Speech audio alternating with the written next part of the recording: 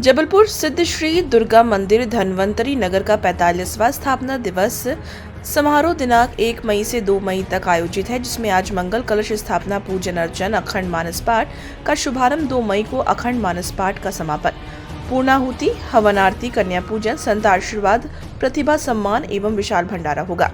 सारस्वत अतिथि युवा संत आचार्य पंडित राहुल चौबे, मुख्य यजमान साधना मूलचंद दुबे, श्रीमती नंदा कैलाश शर्मा, उर्मिला आरसी गांधी, चंद्रा अशोक दीक्षित एवं समस्त कार्यकारिणी सदस्यगण, महिला मंडल, राम रामायण मंडल की अपील है, आपकी गरिमामय उपस्थिति एवं सहभागिता से ही कार्यक्रम की भव्यता और शोभा बढ़ेगी।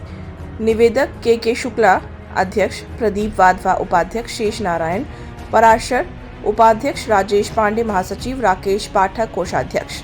जबलपुर से bureau chief doctor Arun Mishra की रिपोर्ट।